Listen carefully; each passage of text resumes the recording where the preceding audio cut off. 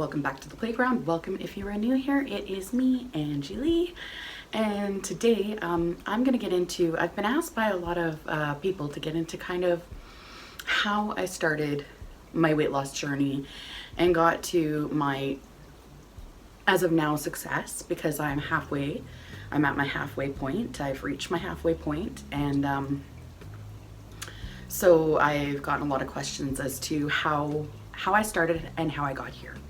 So that's what this video is about. That's what this video is about, and how I went from looking like that to looking like this.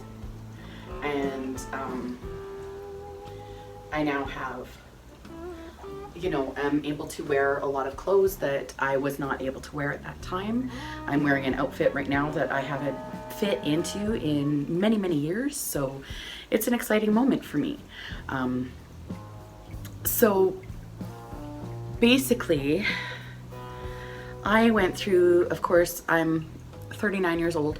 I went through that whole rabbit hole of dieting and failing and the yo-yo diets and the, binging and purging and all these things that, all us fat girls do. The trying to starve yourself, like all the things, the working out to the point of killing yourself and it's not working, all of the things that fat girls try. I tried it all. I tried it all, and it all failed. When things started to become successful for me was after my mental breakdown. And of course, there's people that are going to use that comment against me, but that's the truth. It was after my mental breakdown. I stopped trying to lose weight. I needed to focus on me, on myself, on healing inside. I needed to forget about outside and start being okay with what I was and who I was on the outside. And I needed to really just start working with who I was and who I am on the inside, because at that point I was so lost. I was in the throes of severe alcoholism, just getting out of a really, really bad relationship with an alcoholic. It was just such a bad situation. I was a mother to a 7-year-old who deserved better. Of course, he didn't know the extent of what I drank, because I drank when he was sleeping, but he knew that his mom was sick a lot, and his mom being sick a lot was, of course, hangover. And when somebody is an alcoholic like that, they tend to be really grouchy a lot. So I had a lot of anger, a lot of deep-rooted anger. And that all stemmed from basically shit in my past that needed to be dealt with. So it all ties in together, your body, your mind, your heart, your spirit, your soul, everything all ties in together. Everything ties in together. Basically what I did was I quit working on my weight. I stopped, completely stopped working on my weight. And I started working on healing myself. Once I was at a better frame of mind myself, my mental health, then I started working a little bit more on my physical health. The more I dug deeper into the mental issues, the worse my body reacted. Because that's what your body does. Your body holds, whether you deal with it or not, your body holds those moments, those traumas of your past. Your body holds on to that. And that's what my body shows, is all the scars of all the shit that I've been through in life. And we've all got them. I'm not alone. I'm not the only one. So it was a matter of, getting right down to it and dealing with the dirty, the nitty gritty. And I knew that I needed to go right back to the very beginning, and start talking about the stuff that I had never told anybody about, because I knew that deep down, that's really what was holding me back. And so I started going to therapy. Well, my first step was to go to Alcoholics Anonymous, and I spent 9 months there. I was a very regular there. I after being there for 5 months, I started hosting meetings 1 night a week. And then it got to a point where I was more healthy than the majority of the people that were coming, and it was just causing me more problems. Like, it was more detrimental than helpful. But I did learn an awful lot through the program, and I used those things, and I still use those things. I use those things a lot in my life, everything that I've learned from the program. And sometimes I go over my step forward just to make sure that I'm still, you know, doing things. I go over my steps to make sure that I'm still working on the right path. You know, every now and then you get thrown into the deep depression again, and you need to remind yourself of all the tools and things that you've learned to make sure that you're practicing things that aren't necessarily, you haven't been practicing because you haven't needed them, but a situation or something has happened that has brought you to the point where you need to start practicing those again. So that's basically you know, where it started for me. Once I was healthier mentally, that's when I started working on my physical health, getting healthier physically. And it wasn't about weight. That's like, it stopped being about weight. At that point, it was 100% about health. It was not about weight. I hardly ever looked at the scale. I didn't, you know, count calories. I didn't measure my food. I didn't do any of that shit that they tell you that you have to do to lose weight. I didn't do any of that because to me it was overwhelming, and that's the stuff that I always tried to do, and it would be too much, and I would get overwhelmed, and it's just too much to get into, and I would just fail every time. So I ended up basically just giving up on everything that I was taught. I gave up on it all. And just started working on trying to eat healthier. I went to a dietitian too and spoke with her and learned a lot about mindful eating and how to deal with my cravings. I learned a lot about heart hunger versus stomach hunger.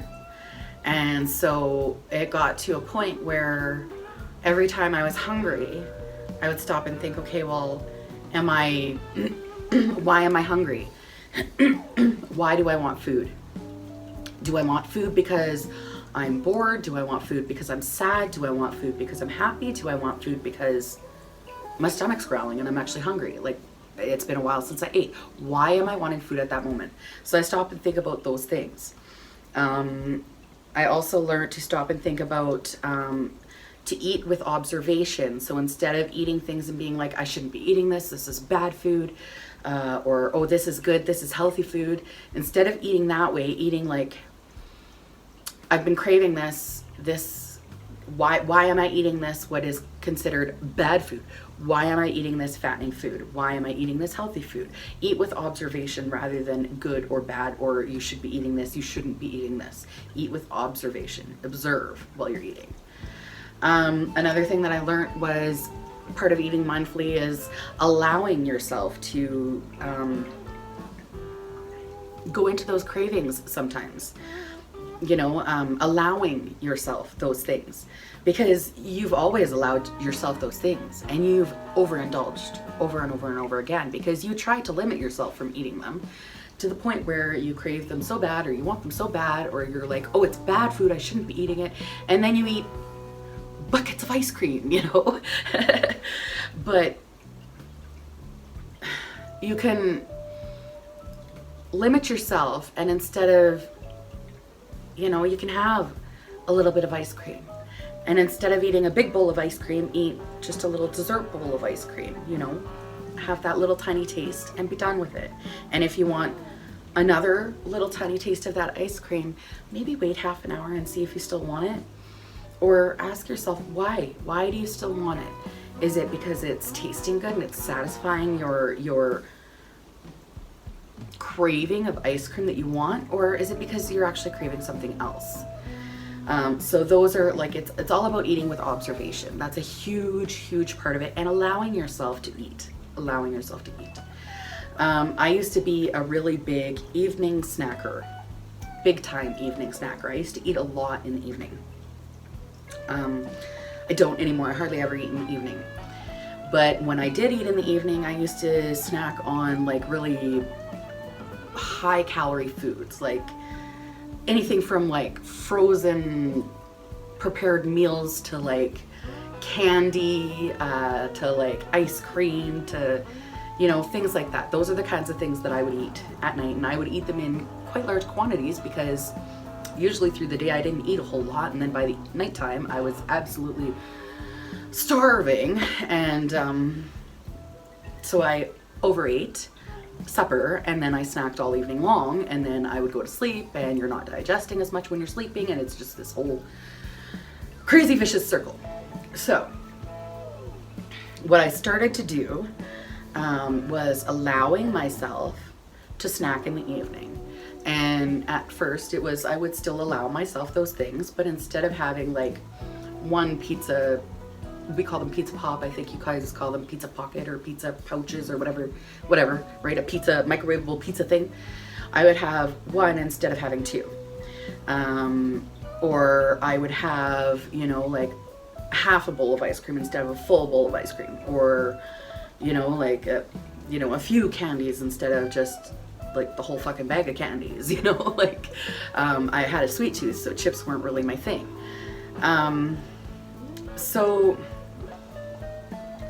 after a while, because I was eating healthier and healthier and really focusing on the thinking of the why I'm eating these things, is it heart hunger, is it boredom, is it stomach hunger, what kind of hunger is this?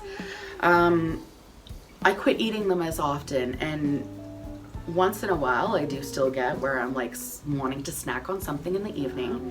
I have these cute little half cup bowls, and I will fill it with either a little bit of ice cream, or usually if I'm like snacking on something, it's usually like cereal or something like yogurt covered raisins or yogurt covered pretzels, something like that. You know, that's usually what I will put in my little bowl, and I will allow myself to eat a bowl of it. And if I'm still wanting to munch afterwards, I'll think about it for a while.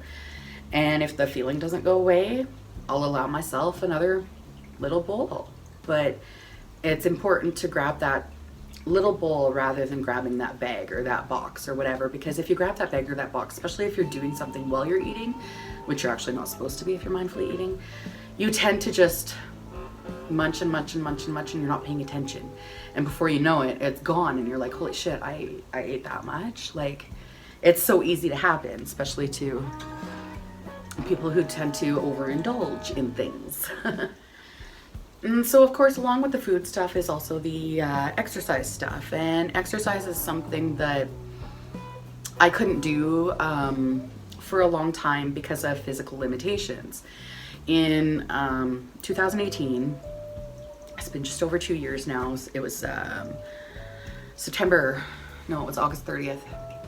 August 30th, 2018. I had a bad accident where I fell. I don't know how to walk. I've sucked at it since I was a child. But anyway, I fell, and I broke my ankle so bad that I completely, like, my inside everywhere, my foot was detached from my leg. Like, it was horrible. There's a video on my channel called My Accident or something like that, if you want to look it up, or the wheelchair, something about that. There's a picture of me in the wheelchair anyway on the cover page, but it talks all about my accident, what happened. It shows graphic pictures of what my foot looked like at the time, and all that stuff, all the healing and everything like that. It goes into detail. And I actually also injured so that was my left ankle, and I also injured my right knee at that same time. And before that, I already had injured knees, so that just really didn't help. So after that accident, I was in a wheelchair for 4 months. And being a 300 plus pound girl, at that time I was 350 pounds. By the time I got out of the wheelchair, when you go that long without being able to stand, because I was zero weight, I was not allowed to put any weight on my foot. Part of that was because of my size. That, it lengthened my recovery time. It lengthened the time before I was able to stand, put the full weight on my foot and be able to stand on it and try to walk on it. So I went from being in a wheelchair for 4 months, and that's not something that I would wish on anybody. I fought really damn hard to get out of that wheelchair. While I was in the wheelchair, I still did chores, I still vacuumed, I still did anything I could possibly do. I would crawl up and down the stairs to go places, I tried to live my life.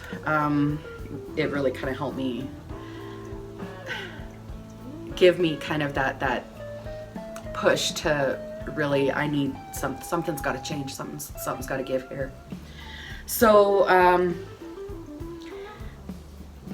I was after that 4 months, I started using the walker.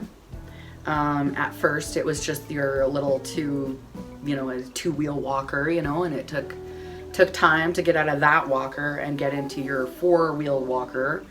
And now I'm basically out of the walker.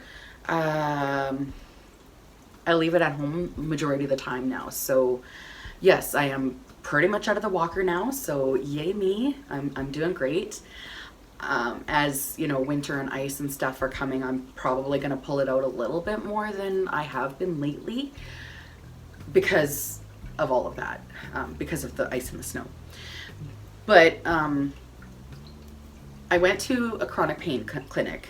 I went to moving on with chronic pain courses. So I learned how to manage my pain while I was trying to deal with trying to strengthen my body. So, and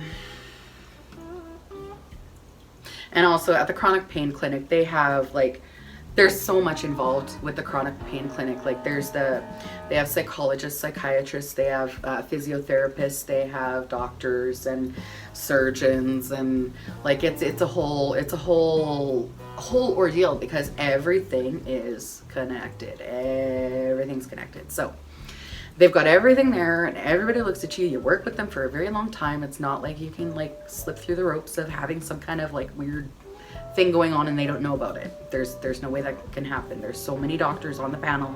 They're all dealing with you. So it's just kind of a big thing. Just look into it. It's great. If you have issues with pain, chronic pain clinics, those are amazing. Okay, so in dealing with them, I learned better how to manage my pain. So I slowly started getting out and walking a little bit more. It was basically just, I very slowly started getting out and walking. And it wasn't very long at a time. And, of course, when I first had my accident, when I first got into the walker, it was 2 minutes at a time, not even that I could walk. So it slowly progressed. Through this summer, I've really pushed myself to get stronger and healthier and get myself off of that walker. I actually wanted to be off it already, and my physiotherapist says I'm trying to push it too fast, and I just need to let it work itself on its own. Otherwise, I'm going to end up injuring myself again, and we don't want that, right? So, okay, so I started walking a lot, and I will go for 3 to 4 hour walks, sometimes 5 hours in the summertime. And I went camping a lot, and at the campsite, of course, the ground's all uneven, so you're going all over the place.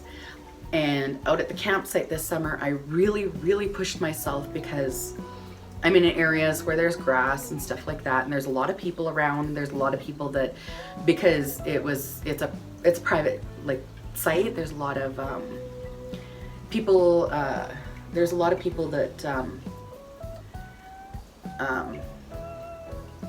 you know, they're annuals. They come back every single year, so people get to know each other out there. So there was, you know, I started to know a lot of people, so I felt more comfortable that if something were to happen to me, that I would have somebody that I knew that would help me, you know, that I wouldn't just be laying there not helped, right?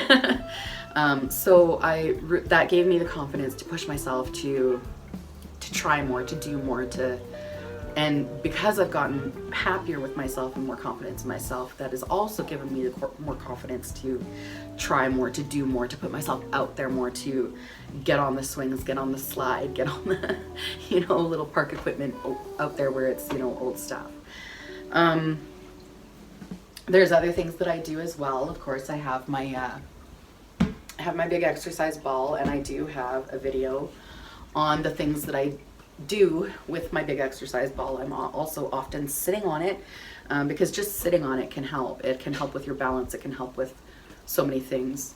Oh, and another thing that helped, when I was experiencing a lot of pain and couldn't really exercise at all, like when I hadn't exercised in years and years and years, and I was experiencing a lot of pain, I went to it was a exercise program run by an exercise specialist through the gym, and it's a 2-week program, and they basically work with you, and they teach you how to use the equipment and stuff like that for what you can do for yourself. So before everything happened in the world, I was going to the gym, I was using that, I was using the pool, which is also extremely helpful, especially if you experience pain, because it, you know, lifts all that off your joints. I was also going to, like, I haven't done any of these going to classes since the beginning of everything, because they're not doing them. And even if they were, you'd have to wear a mask, and I can't breathe with mask on, so I try to wear it as little as possible. Of course, I wear them when I go into the stores, because you do. But if I don't have to go, I don't go. So, before everything that happened in the world, I was doing swim, water workout programs, and chair yoga programs, and things like that through my local community recreation center. And I love to go spend time there just swimming, just swimming, just playing in the water. I love the water. So, and the bathing suit that I had on in my video the other day is like 4 sizes too big for me now, so that's why it looks kind of funny. But I've also got, of course, weights. There's so many videos on YouTube that you can follow to learn proper, you know, arm weight workout routines, and I need to work on those more to get my arms stronger. And I've also got this these bands. I've got a few of these. They're different. I've got a few different like levels of strength, and you can use them for different exercises as well. So it's just, yeah, that's basically the exercise stuff of it, which is pretty basic and straightforward.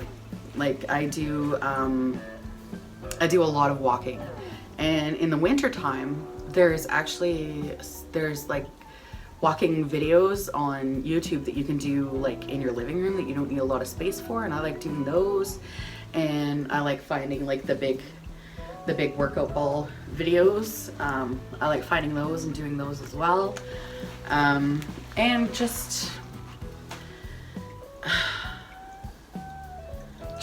honestly just falling in love with me, falling in love with finding who I am again, like getting back to who I am again, and being okay with who I am, and falling in love with myself,